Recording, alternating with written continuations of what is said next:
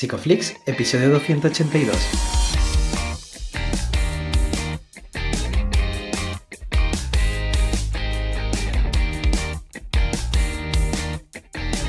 Bienvenidos a Psicoflix, un podcast para psicólogos y psicólogas, un podcast donde entre todos buscamos ser cada vez mejores profesionales de la psicología. Aquí hablamos de todas las estrategias, técnicas y noticias de la psicología contemporánea, pero siempre con la evidencia científica que nos gusta defender. Hoy estamos emitiendo nuestro episodio número 282, en el que vamos a hablar de la supervisión, de la tutorización de residentes y de la práctica deliberada en el PIR. Pero antes, recordaros que en psicoflix.com podéis registraros y acceder a todo el material exclusivo para suscriptores hasta el día 24.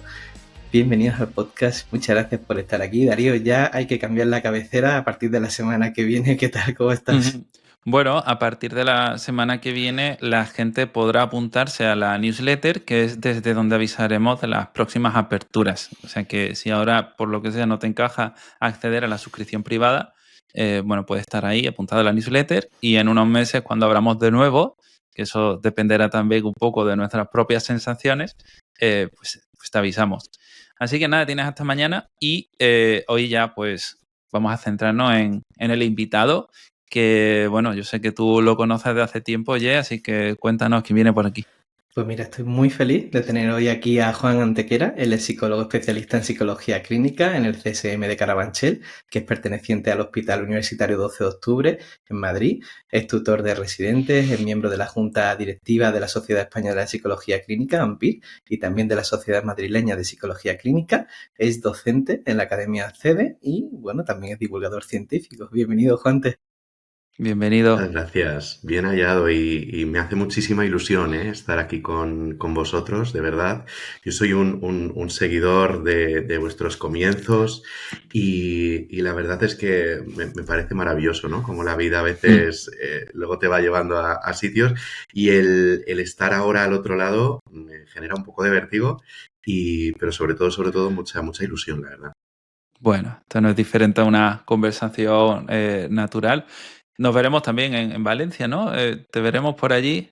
Sí, ¿verdad? Sí, Pues estamos ya, nada, ultimando algunas cositas de más técnicas, pero sí, el Congreso de la Sociedad Española de Psicología Clínica AMPIR este año será allí en Valencia y efectivamente, además este año también por primera vez participo como ponente, lo cual me hace también una ilusión enorme y además qué bien. participo en la mesa organizada por el grupo de trabajo de residentes, de los cuales siempre me he sentido como muy cerquita, así que me hace como doble ilusión. Y además, como sé, estaréis por allí también vosotros.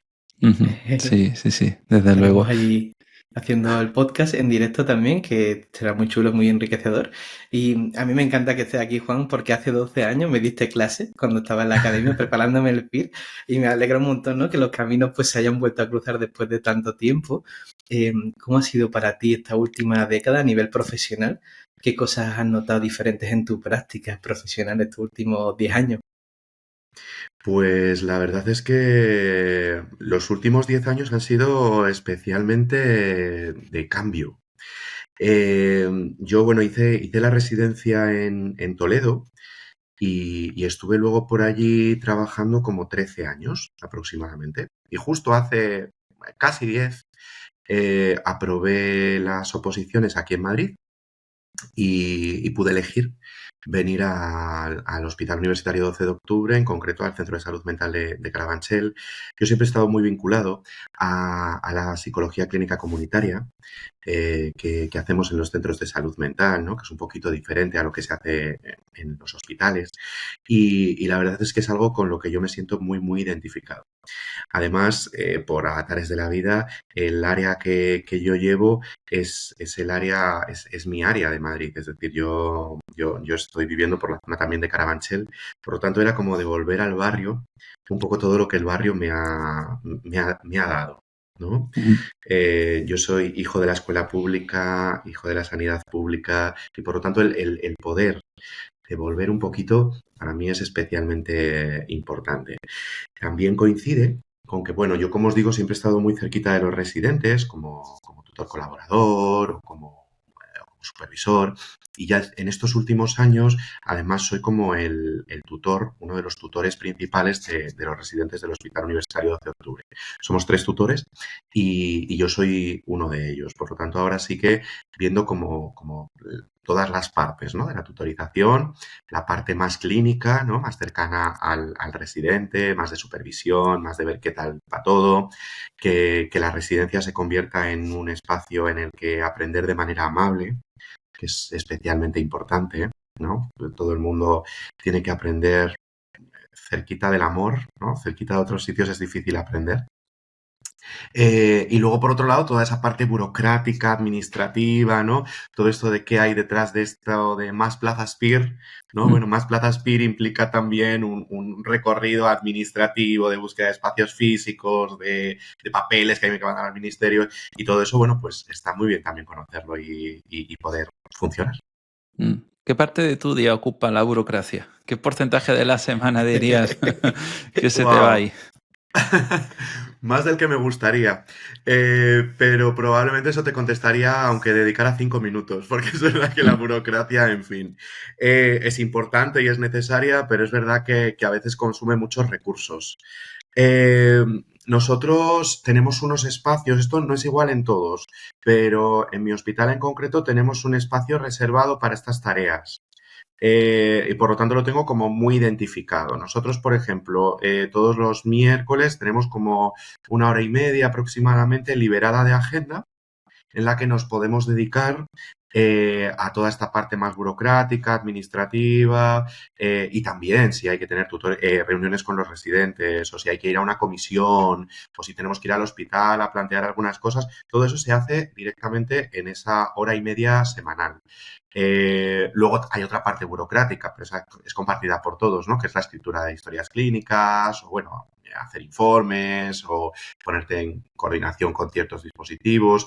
Y eso es cierto que en el sistema público normalmente también hay como un espacio reservado a última hora de la mañana, 1 horilla aproximadamente, 1 hora, hora y algo, para poder hacer todas estas tareas, ¿no? Tú te lo puedes ir tú planificando, pero es verdad, para mí los encuadres son muy importantes y entonces yo intento, en la medida en la que puedo, ser como bastante estricto con esto. Es decir, si el paciente está citado a las 9:45, yo voy a hacer todo lo posible para que a las 9:45 el paciente esté entrando por la puerta. Esto implica que muchas veces las escrituras de historias clínicas se vayan al final de la mañana. Porque si no, es cierto que, bueno, pues ves al paciente, luego escribes, pero ya vas con un poquito de retraso o de repente te entra una llamada. Entonces, pues eso, como a final de la mañana me pego un poco la panzada, como de 1 hora, hora y algo, de ponerte ahí a escribir. Y luego los miércoles es 1 hora y media para, pues eso, ¿no? Ver los calendarios de rotación, que todo esté bien, que nadie coincida con nadie, porque como os digo, es como un puzzle, esto. Madre mía, es una labor titánica la que tienes que hacer a día, ¿no? ¿Cómo se llega o cómo es el proceso para llegar a ser tutor de residentes PIR? Pues ahora mismo la verdad es que el proceso no es especialmente complejo. Quiero decir, básicamente es que voluntariamente quieras ser tutor de residentes, eso lo primero, y eso es muy, muy importante, ¿no? Aunque pueda parecer un poco de perogrullo, porque al final que una persona esté tutorizando sin querer tutorizar no va a funcionar. No va a funcionar. Es importante que el tutor tenga una motivación para hacer esto, porque es verdad que es una tarea. Es una tarea que lleva tiempo, a veces tiempo en casa, o bueno, ¿no? Incluso de sostén emocional. Y por lo tanto, para todo esto tienes que estar motivado para hacerlo. Entonces tú presentas un poco tu candidatura. Esa candidatura tiene que ser refrendada por diferentes organismos, ¿no? Por la jefatura de sección o de servicio, por la propia comisión de docencia, que es un órgano en donde se juntan todos los tutores de residentes, y también tiene que estar refrendado por los residentes, lo cual también es importante. Tampoco tiene ningún sentido que se ponga un tutor que los residentes no quieren tener, por la razón que sea. Por lo tanto, se coge un poco la opinión de todos ellos de una forma bastante también burocratizada, con una entrevista, o sea, con una encuesta, con una cosa que tienes que votar y tal. Pero bueno, es verdad que puede sonar así como muy grande, pero al final sobre todo es la motivación de la persona. Si la persona está motivada, seguramente es porque ya haya estado cerca de los residentes tienen una especial relación con esa persona y, como os digo, que sea refrendado por estos organismos. ¿De qué manera está el tutor presente en la vida de los residentes? ¿Cada cuánto os veis? ¿Cómo es la supervisión? Pues mira, esto siendo variable, porque luego al final depende de un montón de variables, sí que está protocolizado por el propio ministerio. Es decir, el propio ministerio plantea que mínimo tú tienes que tener 4 entrevistas anuales con el residente. ¿Vale? Entonces tienes que tener mínimo 4 veces al año con una entrevista en donde estéis las dos personas hablando un poco de, oye, ¿qué tal estás en tu rotación? ¿Qué dificultades estás teniendo? ¿Cómo va eso de la rotación libre? ¿Has pedido ya la rotación que tienes que pedir para no sé qué? ¿No? Este tipo de cosas. Evidentemente nos vemos muchísimas más veces de esas 4 que están pautadas, pero ese es como el mínimo. A partir de ahí va a depender un poquito también de la rotación del residente. Por ejemplo, yo os decía, yo estoy en centro de salud mental. En mi hospital, bueno, en el programa formativo se plantea que el residente tiene que estar un año en centro de salud mental. Por lo tanto, nosotros lo tenemos puesto el primer año de residencia, que es un poco cuando vienes más perdido, cuando no sabes Claro. muy bien, y ahí como que nos gusta que los tutores estemos especialmente presentes, ¿no? Entonces, durante todo el primer año de residencia, yo veo a la residente que está por allí por mi centro de salud mental todos los días. Todos los días. Y todos los días tenemos, aunque sea 10 minutitos de, oye, ¿qué tal? ¿Cómo estás? ¿Cuántos pacientes llevas? ¿Qué tal han ido las altas esta semana o no? ¿O qué dificultades estás teniendo? Que igual son eso, charlas de pasillo en 10 minutitos, pero como os digo, diaria. Luego es verdad que también hay un nivel de responsabilidad creciente que viene impuesto por el ministerio. Es decir, los primeros años tienes, como sabéis y como otros compañeros residentes os han contado, como unos niveles de responsabilidad más bajos y según vas pasando los años vas teniendo mayor nivel de responsabilidad. Eso también implica que la tutorización, estando presente los 4 años, por supuesto, y en ningún caso desaparecemos, pero es verdad que la tutorización ya van siendo para cosas más concretas, para aspectos, pues eso, ¿no? Como os decía, la rotación externa. ¿Cuándo tienes que pedirla? ¿Con qué plazos? ¿Qué tiene que ocurrir? ¿Cómo se hace esto? Si necesitas alguna ayuda, estoy yo ahí. Por lo tanto, luego ya de R2, de R3, de R4 vas teniendo como un poquito menos de contacto tan intenso, pero nosotros, por ejemplo, también tenemos una cosa que son las tutorías grupales, que es que nos juntamos todos los 3 tutores de psicología clínica con los 12 residentes que somos ahora, y entonces es una especie de tutoría grupal que es muy bonito y funciona muy bien porque al final el resi mayor también está de alguna forma no tutorizando, pero sí dando experiencia a los Rs más pequeños. Los Rs mayores escuchan a lo mejor ciertas cosas que les pueden ayudar luego en su práctica clínica, aunque venga de un R pequeño, por supuesto, aquí todo el mundo aporta. Entonces es una experiencia, la verdad, a mí me gusta mucho ese espacio. Me venía a la cabeza, ¿no, Juan? ¿Cómo está relacionado el hecho de que haya una figura de tutor con la creación de más o menos plazas PIR, ¿no? Es decir, imagino que la creación de unidades docentes requiere también esta tutorización. ¿Cómo funciona? Cuéntanos. Sí, decíamos antes, ¿no? Que más plazas PIR es un hashtag, es una proclama, pero detrás de ese hashtag y de esa proclama en la que estamos todos. Es cierto que hay un trabajo detrás importante. En algunas ocasiones nosotros pedimos más plazas PIR, pero nuestra labor como tutores también es preservar la calidad de la formación. Es decir, no puede ser más plazas PIR a cualquier precio, no puede ser más plazas PIR si yo no voy a poder atender al residente, ¿no? Es cierto que esto el ministerio también lo tiene contemplado y es que hay una ratio de tutor por residentes, ¿vale? Nosotros somos 3 tutores para 12 residentes porque eso es lo que plantea el ministerio. No es una cosa que nosotros hayamos decidido, no se podría hacer con un solo tutor, ¿vale? Aunque el hospital planteara, no, aquí vamos a tener solo un tutor para 12 residentes. Esto no, el ministerio no permite esto, ¿no? Es un proceso de formación que tiene que garantizar la calidad de formación y la calidad asistencial. Por lo tanto, detrás de eso, si los tutores y la propia comisión de docencia, ¿no? Como órgano en el que nos juntamos todos los tutores, no solamente de psicología clínica, también de psiquiatría o de enfermería especialistas en salud mental, ¿no? Que es un poco la unidad multiprofesional que tenemos en salud mental. Si la comisión de docencia también lo admite, es cuando empiezan todos los trámites. Para eso, a nosotros lo que nos piden, además de un montón de papeles y tal, el que podamos garantizar que esa persona cabe. Es decir, que esa persona va a tener su rotación de un año en CSM y va a estar bien, y va a tener su rotación en interconsulta porque hay gente suficiente como para poder sostener a esa persona. Si no la hay, el propio ministerio nos da alternativas, también. Es decir, si dices, vale, pues tu hospital tiene todo excepto la planta de hospitalización, por poner un ejemplo, ¿no? Porque en la planta de hospitalización no se puede plantear que haya un residente más porque ya hay mucha gente y tal y cual. También se puede concertar con otro hospital.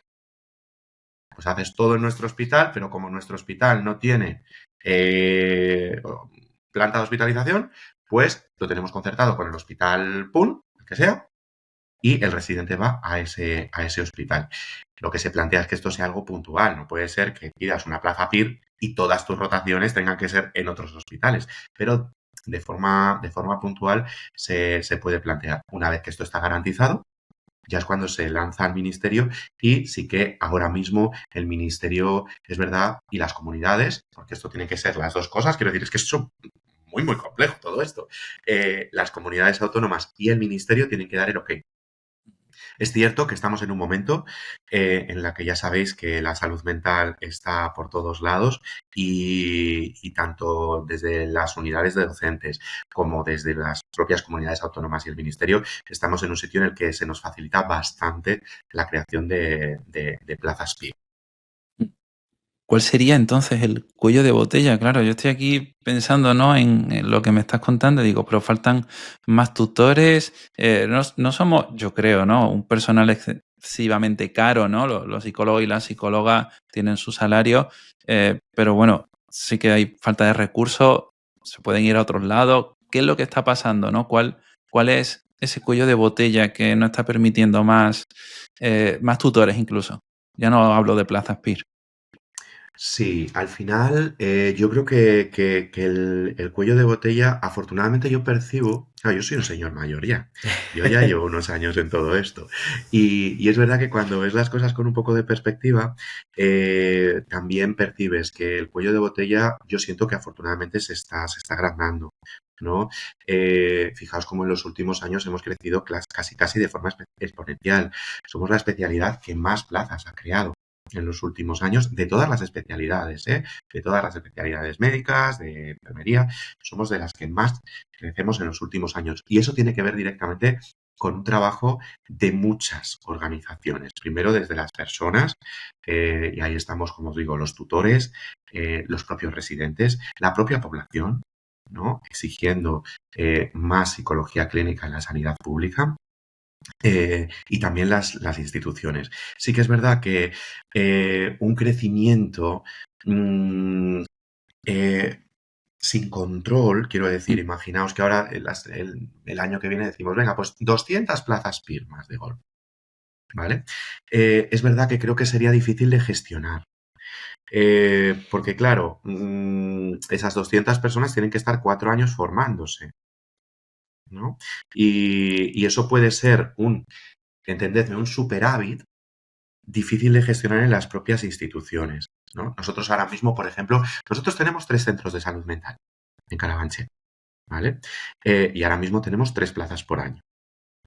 Estamos, los tutores seguimos peleando por una cuarta, ¿vale? Que al final iba a ser este año y al final no pudo ser, pero será en breve seguramente. Y probablemente pelearemos por una quinta, pero como os digo, también salvaguardando que tenga que haber una calidad.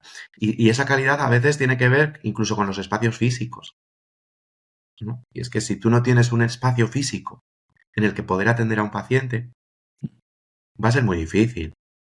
Va a ser muy difícil. Y claro, nosotros compartimos espacios físicos también con otras especialidades. En mi centro de salud mental, no sé cuántos despachos puede haber, pero ponte que haya 20 despachos.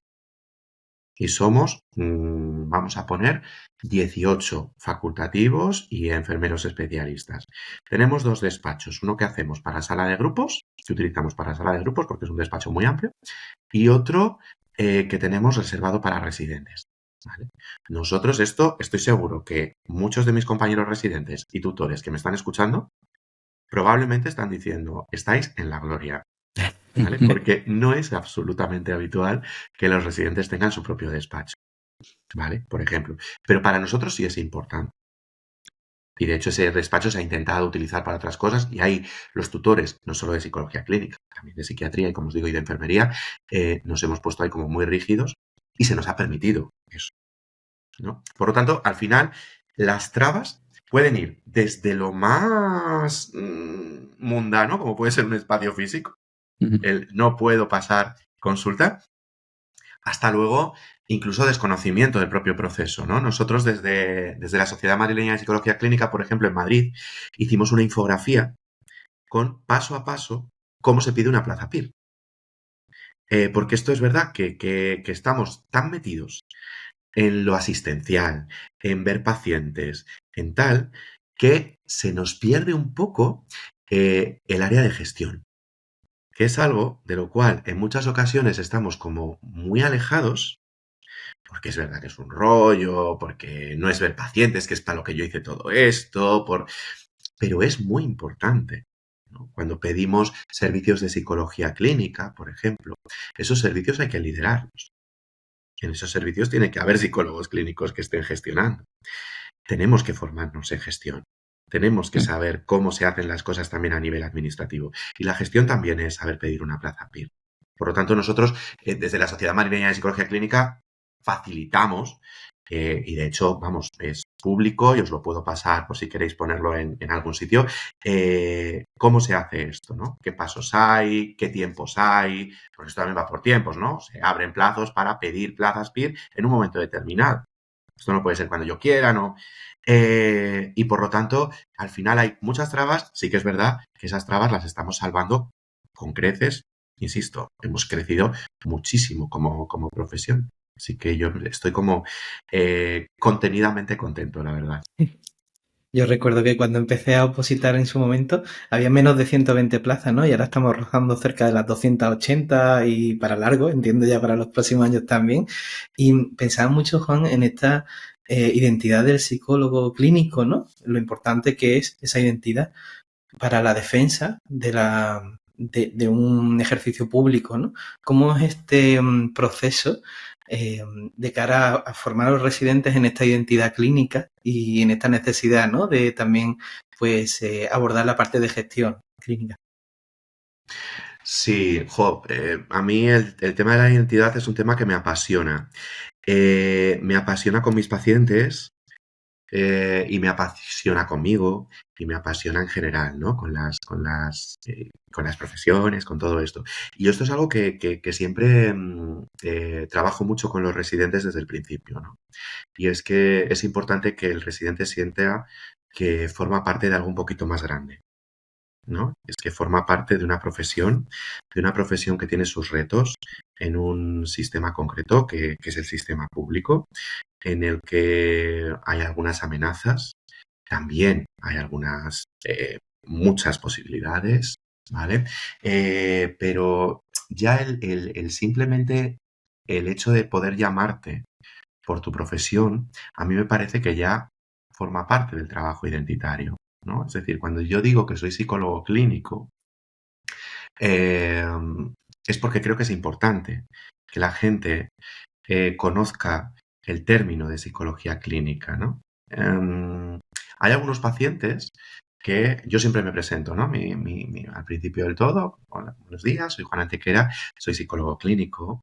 Y algunos pacientes me preguntan, oye, ¿por qué dices lo de psicólogo clínico en concreto? ¿No? Porque todo el mundo dice psicólogo o lo que se oye por la calle es psicólogo y tal y cual. Y entonces yo le explico, ¿no? Mira, la psicología clínica es una profesión que consiste en, además de la carrera, hacer la especialidad, que son 4 años, que es lo que nos piden para poder estar en el sistema público. Bueno, y empiezo a hablar de esto y muchos pacientes me dicen, wow, no tenía ni idea de todo esto. ¿no? Creo que si nosotros mismos no nos planteamos el llamarnos por nuestro nombre, ¿no? Y empezamos a utilizar nombres, pues qué sé yo, terapeuta, no sé qué, que yo vamos a tope con todas las nomenclaturas. Pero es verdad que creo que es importante que la población y que nuestros compañeros entiendan que ese apellido de clínica es especialmente importante, ¿vale? Porque el ser psicólogo clínico significa el tener, implica tener un rango también concreto, que es el rango de facultativo, que esto es especialmente importante. A mí cuando un compañero de psiquiatría viene, esto cada vez ocurre menos, pero cuando un compañero de psiquiatría viene y me dice, hola, mira, es que me gustaría que le pasaras a este paciente un WISE, por ejemplo. Mi capacidad de facultativo, y esto me lo da la psicología clínica, es decirle, bueno, mira, tú me derivas al paciente y ya le paso yo lo que crea que tenga que pasarle. O ya haré yo lo que crea que tenga que hacer. Porque resulta que yo tengo capacidad para poder decidir. Y eso me lo da la especialidad. ¿Vale? Es decir, cualquier otra figura que no sea la psicología clínica, dentro del sistema sanitario, el nivel de facultativo no llega. ¿Vale? Es decir, ¿y qué significa esto? Esto significa que si un médico viene a un profesional que no sea un psicólogo clínico y le dice, quiero que le pases un WISE, esa persona no tiene evidentemente puede hacerlo de forma informal, ¿no? Decirle, oye, pues yo creo que no, por esto, por lo otro. Pero si el médico especialista te dice, ya, que no me cuentes tu historia, que quiero que le pases un WISE, no tienes capacidad para poder decir que no, ¿no? Es decir, cuando nosotros planteamos la importancia de que la psicología clínica esté en el sistema sanitario y en el Sistema Nacional de Salud, y en concreto sea la psicología clínica, tiene que ver con esto, no tiene que ver con elitismos, no tiene que ver con... no, tiene que ver con que es una posición de igualdad con otras profesiones sanitarias del mismo nivel. Esto, ¿Vale? Juan, me Sí. plantea otra duda, ¿no? Porque aunque a nivel legal sea cierto, a veces podemos, los psicólogos y las psicólogas en general, pecamos de un cierto síndrome del impostor, muchas inseguridades por cómo se han ido construyendo las cosas, ¿no? Y cómo se gestiona eso en el día a día, ¿no? Con tus residentes. Sí, el síndrome del impostor es algo que también es como inherente a la profesión, por desgracia, ¿no? Y es verdad, uno como que entra como con un poco con ese complejo, ¿no? Y eso se gestiona empoderando. Y eso se gestiona con este discurso, por ejemplo, que acabamos de tener, ¿no? Esto se gestiona diciendo, tú eres psicólogo clínico o psicóloga clínica y tú tienes la misma capacidad. Y eso se gestiona exponiéndote también a cosas, ¿no? Y a veces yo tiendo a ser amable, ¿eh? Soy una persona que suele sonreír, tiendo a ser una persona calmada, pero también es cierto que soy vehemente. Y que cuando alguien plantea, bueno, esto ocurre, de hecho, vamos, una de las últimas que yo he tenido ha sido en un organismo en el que se plantea que para la presentación de los residentes en general, cuando en los hospitales hay como jornadas de puertas abiertas, psiquiatría y psicología clínica como que compartían tiempos, ¿no? Es decir, cada especialidad tenía sus 10 minutos para contar un poco cómo eran y tal, y cuando llegamos a la parte de salud mental, psiquiatría y psicología clínica tienen 10 minutos. Y además, bueno, pues por ser operativos y por ser prácticos, va a ser un compañero de psiquiatría que está trabajando en la planta, entonces no le cuesta nada bajar al salón de actos y tal, el que va a hablar de las dos especialidades. Con la mejor de mis sonrisas, yo dije, eso no puede ocurrir. Eso no puede ser. Si cada especialidad tiene su espacio, psicología clínica tiene que tener su espacio. Bueno, pero entiende que es una cosa práctica, ¿no? Pues bueno, pues al final tienes ahí tus enfrentamientos, luego súper buen rollo, ¿eh? Y según salí, me fui a tomar un café con esa persona y no hubo problema. Pero yo le planteaba, bueno, pues si es por un tema práctico, a mí no me importa en absoluto venirme esa mañana. ¿Voy yo a hablar de los dos? ¿Voy yo a hablar de psiquiatría y de psicología clínica? No, hombre, no, porque... Ah, no, hombre, no, ¿por qué? ¿No? Y esto hay que hacerlo. Y esto se hace creyéndote quién eres y sabiendo quién eres. Y si tú entras pensando, bueno, claro, pero es que voy a molestar, pues sí, a veces vamos a molestar. Es verdad. Pero es muy importante, ¿no? Fijaos, a mí me parece muy, muy interesante la historia de nuestra profesión, ¿no? Y en la historia de nuestra profesión se ve claramente que los espacios que tenemos no han sido cedidos, han sido conquistados. Y esas conquistas requieren, en algunas ocasiones, poner límites. Y eso no significa ni ser agresivo, y eso no significa estar continuamente como Juana de Arco, no. Uno también tiene que medir. Y esto yo también se lo digo mucho a mis residentes, ¿eh? Porque es verdad que, claro, el residente llega y hay como igual dos perfiles, ¿no? El perfil más desde ese síndrome del impostor, de no, no, yo qué voy a decir, no, no, lo que me digan y tal. Y luego un perfil que quizá coge este discurso y también se lleva al extremo, ¿no? Y entonces, sin conocer absolutamente nada del sistema, empiezas a funcionar un poco casi como elefante en cacharrería, ¿no?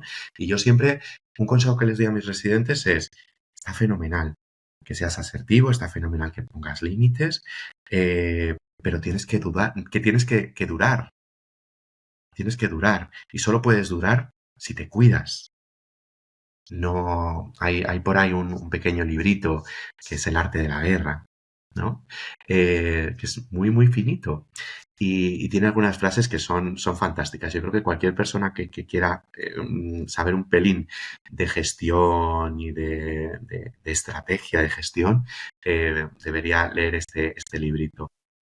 Y una de las cosas que plantea este pequeño librito es que no le puedes tirar piedras a todos los perros que te vayas encontrando por el camino, que tienes que elegir tus batallas.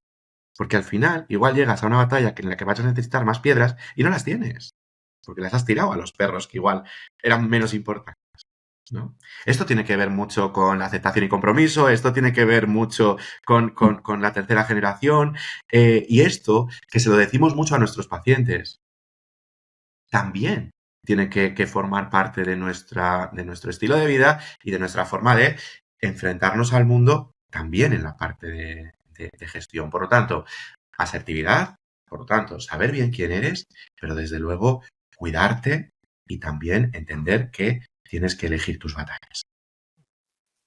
Estaba pensando sobre, enlazando, ¿no?, con lo que comentabas y lo que decía Darío anteriormente, ¿no? de ese desempeño profesional. Y me gustaría preguntarte, Juan, acerca de cómo es esta evaluación, ¿no?, objetiva del desempeño y del rendimiento del residente, porque a veces somos muy buenos, ¿no?, estimando nuestros aciertos, pero somos muy malos con nuestros fracasos, ¿no? Entonces, ¿cómo es este proceso que se hace en tutorización, ¿no?, con los residentes para poder medir el desempeño de los residentes? Sí, esta parte también es apasionante, la verdad. Y es genial porque es verdad, ¿no? Ya estuvo por aquí con vosotros Alberto Jimeno Ujú. hablando de todo esto, ¿no? Y esto nosotros lo aplicamos o lo intentamos aplicar mucho también a la tutorización de residentes y a la supervisión. De hecho, en el Congreso de AMPIR de Valencia hablaremos mucho de supervisión. Nosotros ahora estamos intentando implementar como un método objetivo dentro de la subjetividad, porque al final la supervisión tiene una parte muy, muy subjetiva, en el que el foco esté en parte en el caso, por supuesto, pero sobre todo en el desempeño del residente, ¿no? Es verdad que la supervisión clásica siempre ha sido guiada por cuéntame cosas del paciente. Quizás sin ser muy consciente de que al final no deja de ser una historia contada por una persona sobre otra, ¿no? Y pasada por un tamiz, perdón, ¿no? Y es que al final me estás dando tu visión de lo que piensas de ese paciente, ¿no? Incluso cuando yo te pregunto, oye, ¿qué hiciste en este momento? Eh, no me estás dejando de dar tu interpretación de lo que tú hiciste, ¿no? Por lo tanto, yo estamos en eso, estamos construyendo ahora. A mí me gustaría, y en mi fantasía, me gustaría que poder decir algo así como, no me digas lo que has hecho, enséñamelo, ¿no? Es decir, poder utilizar vídeo, por ejemplo, ¿no? Y grabar pequeñas escenas, pequeñas interacciones. En muchas ocasiones en esta cosa del entrenamiento en habilidades propias del terapeuta, quizá no es tan importante hacer un análisis tan global del caso, ¿no? Esto puede ayudarnos a guiarnos por, vale, ¿y qué crees que puede funcionarle a esta persona? Pero en una cosa de entrenamiento de habilidades, que es la que a mí me corresponde como tutor, me interesa mucho más lo que estás haciendo tú como terapeuta. ¿Por qué te callas en un momento determinado? ¿Por qué cambiaste de tema en ese momento? ¿No? Oye, te estabas moviendo un poco en la silla cuando el paciente estaba hablando de no sé qué. ¿Qué significa esto? ¿Te echaste para atrás? Todo esto habitualmente se nos escapa en las supervisiones al uso. En las supervisiones al uso hablamos mucho de quién es esa persona, cuál es su familia, qué relaciones tiene, qué hace cuando, si tiende a la evitación experiencial, si no sé qué, bueno, yo qué sé, ¿no?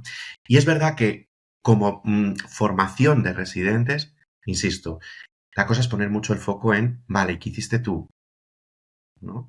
Sí que es verdad que sin tener todavía las formas, nosotros ahora también estamos en un proceso de cambio en el hospital, nos han construido un hospital nuevo, ha salido por las noticias, no sé qué, y en principio ahí la comisión de docencia ha pedido que, por ejemplo, los despachos tengan cámara para poder grabar las sesiones, para que se pueda hacer supervisión sin necesidad de estar presente ahí o incluso en el mismo momento y poder utilizar todas esas herramientas para poder mejorar nuestra supervisión. Pero sobre todo, lo que ahora estamos planteando de una forma mucho más rudimentaria es, oye, ¿dónde crees tú que tienes más dificultades? Y a través de role-playing con otros residentes o a través de otras cosas, quiero verlo esto, y ponernos objetivos muy concretos. Vale, oye, ¿qué te parece si de aquí a la próxima vez que nos veamos intentas poner el foco en esta tarea, ¿no? En esta habilidad tuya que parece que te cuesta, ¿no?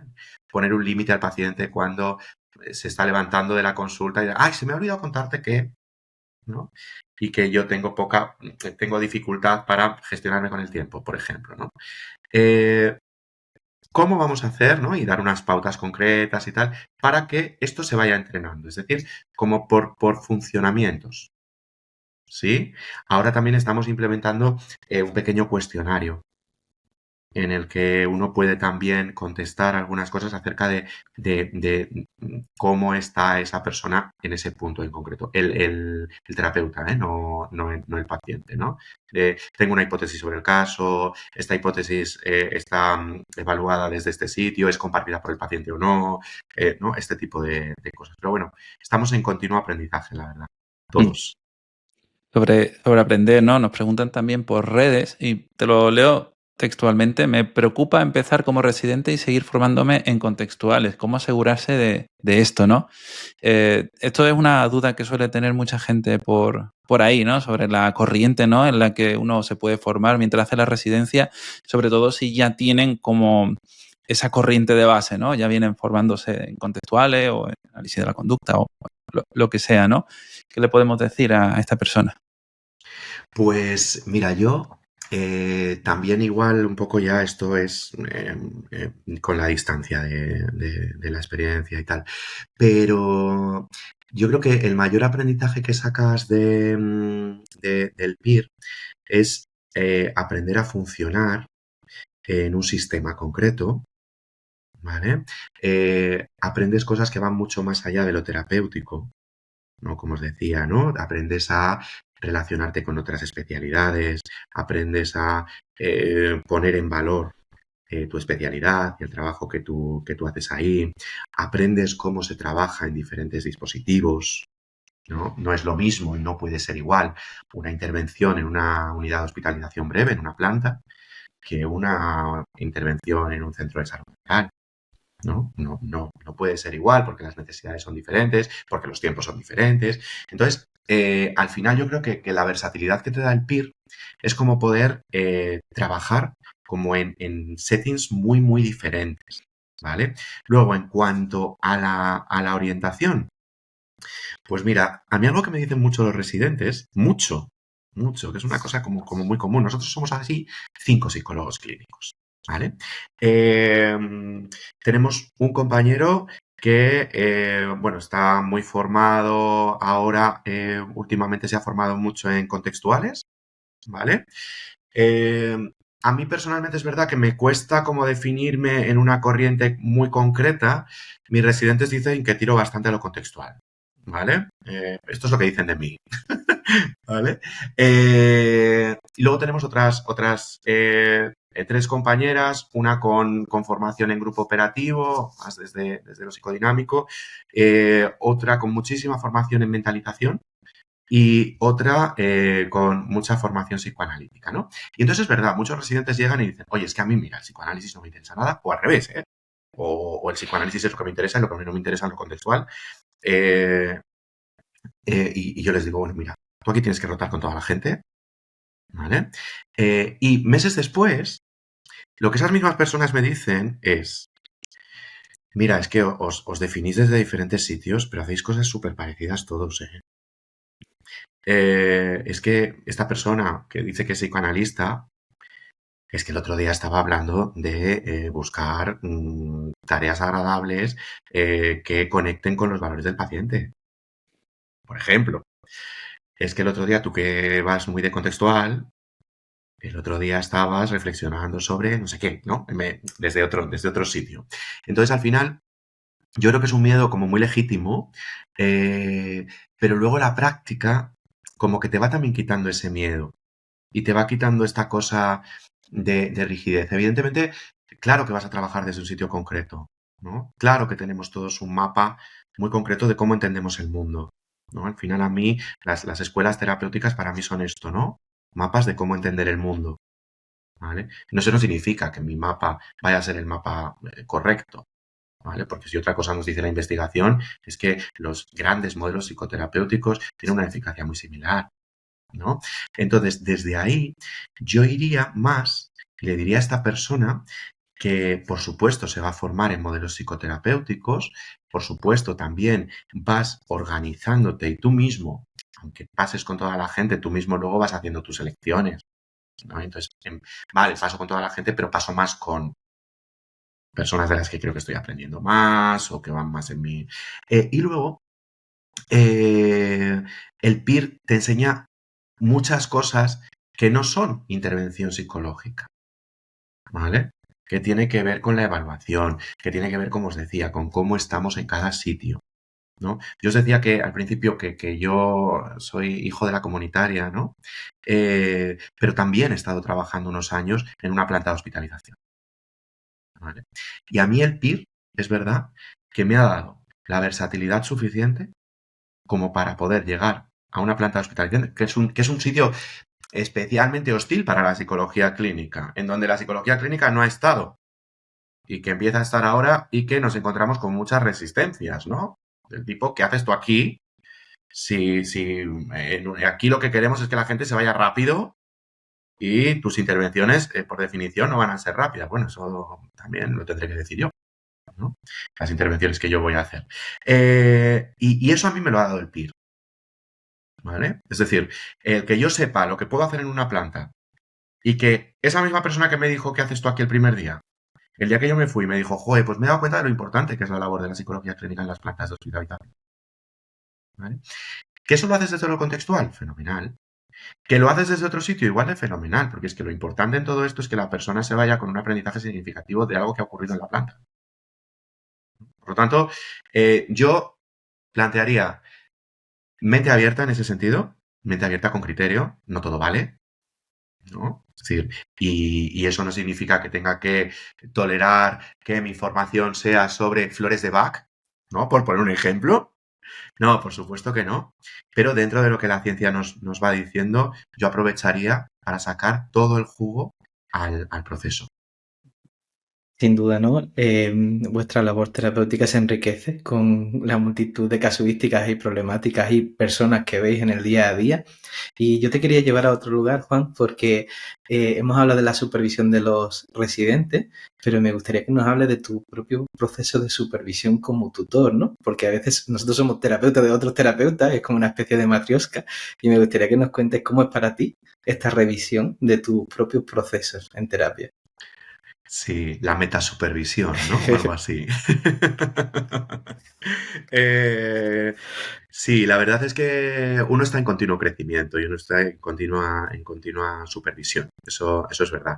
Yo también superviso mis propios casos. Yo también soy supervisado, ¿no? Nosotros en el centro de salud mental tenemos, por ejemplo, una persona. Bueno, lo paramos después de la pandemia y ahora va a poder volver a ser, pero tenemos una persona que viene mensualmente a nuestro centro de salud mental a supervisar los casos, ¿vale? Esto es otro punto en el que a supervisar casos nuestros, no de residentes, no, nuestros. Y fijaos, este es otro punto en el que la identidad de la psicología clínica se ha cruzado en mi camino. Y es que resulta que también, de manera histórica, estas supervisiones las estaban haciendo compañeros de psiquiatría, con formación en psicoterapia, no sé qué. Y entonces yo me planteaba que, ojo, que aprendes de cualquiera, ¿eh? Y esto que no quiere decir que solo nos puedan formar psicólogos clínicos, ni muchísimo menos, vamos. Pero sí que es verdad que es otro espacio que es importante que la psicología clínica esté. Resulta que espacios de supervisión, de intervenciones no farmacológicas, no las está liderando psicología clínica, ¿no?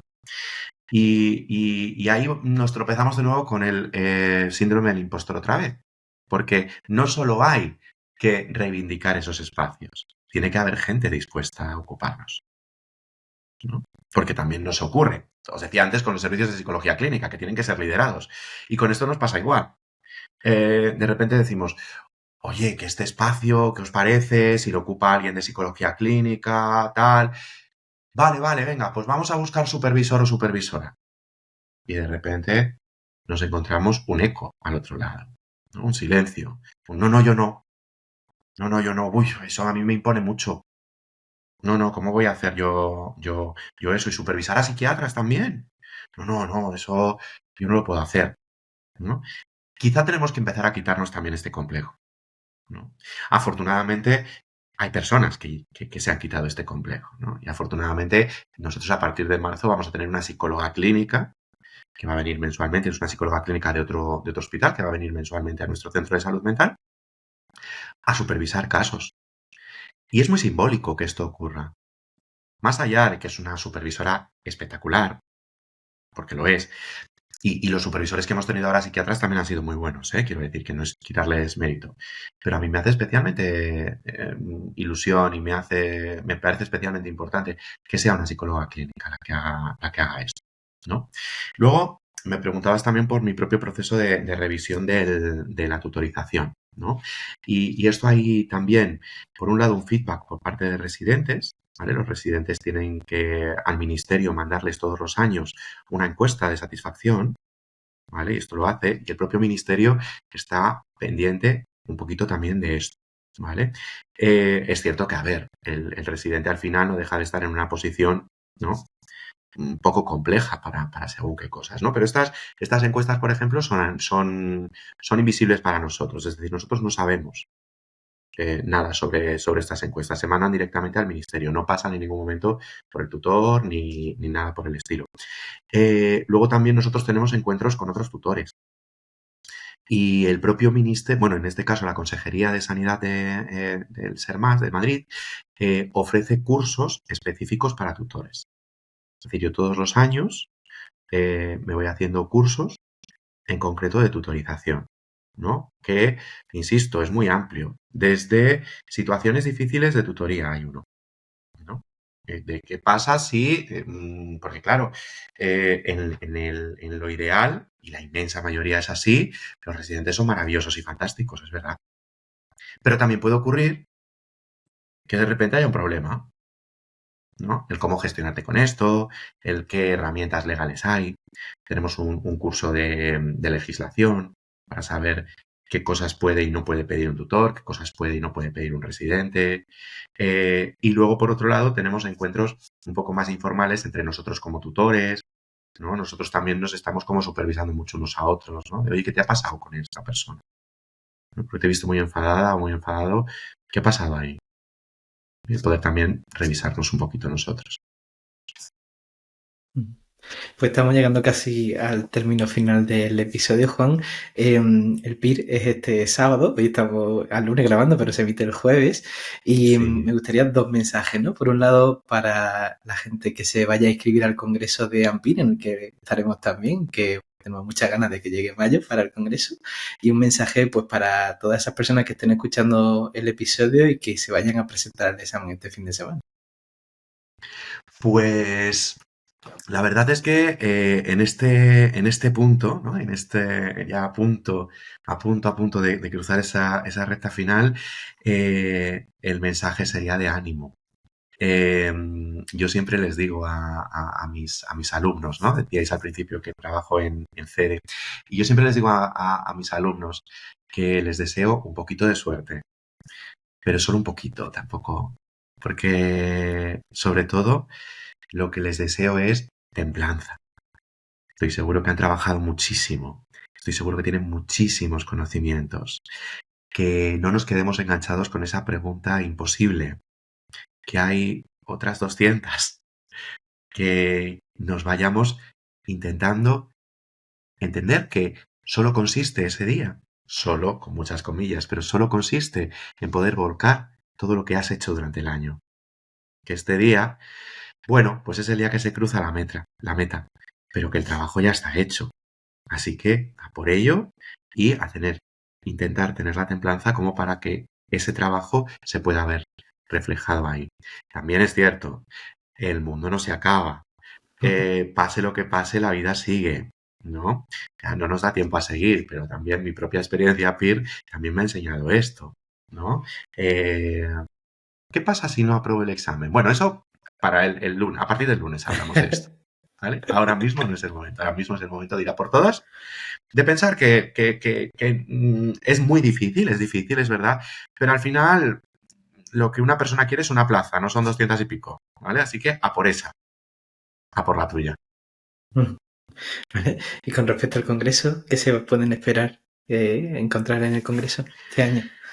Pues en el congreso yo anticipo, porque llevo muchos años yendo, que será de nuevo la fiesta de la psicología clínica. Uh-huh.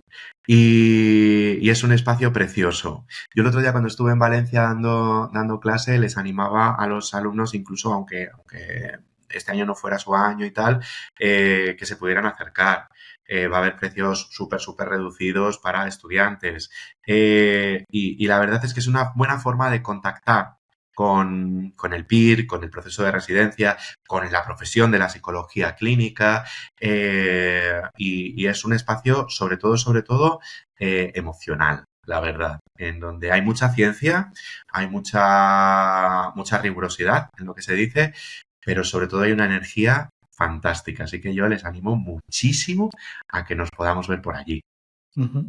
Nosotros fuimos testigos de todo eso este año pasado en Cádiz, que nos encantó la experiencia, y animamos a la gente también que se una al congreso de este año. Y Juan, si alguien se ha quedado con alguna duda, quiere consultarte algo, ¿dónde te pueden localizar? Pues bueno, la verdad es que yo creo que estoy bastante accesible en general por redes sociales. En Twitter sigo ahí, ya sabéis la polémica que hay últimamente y tal, pero bueno, sigo por ahí, me buscáis por mi nombre, Juan Antequera, y creo que mi nick es @juantes79, quiero recordar. Y por ahí vamos, yo encantadísimo de poder hablar con cualquiera o tener una conversación, resolver dudas, lo que necesitéis por ahí sobre todo. Muy bien, pues dejaremos un enlace a tu perfil y también al congreso para que la gente se pueda unir. Y Juan, un placer escucharte y tenerte aquí hoy. Muchas gracias, Juan. Un placer enorme para mí Y muchas gracias a vosotros, de verdad. Hacéis una labor enorme y muy, muy necesaria que si no la haríais vosotros, igual las hacían otros y mejor hacerlas nosotros. Millones de cuidaos gracias un montón. por permitirnos esto y millones de gracias también a las personas que estáis escuchando este episodio. Si os ha gustado y queréis que Juan vuelva, pues dejadnos un comentario por aquí. Y nada, recordaros rápidamente que el día 24 pues se cierran las inscripciones a la suscripción privada de Psicoflix, así que tendréis un enlace también en la descripción de este programa. Y nada más, que nosotros nos veremos el próximo jueves a las 8 de la tarde con un nuevo episodio aquí en psicoflix.com, en Spotify, en iTunes, en iVoox y en YouTube. ¡Hasta luego! Hasta luego.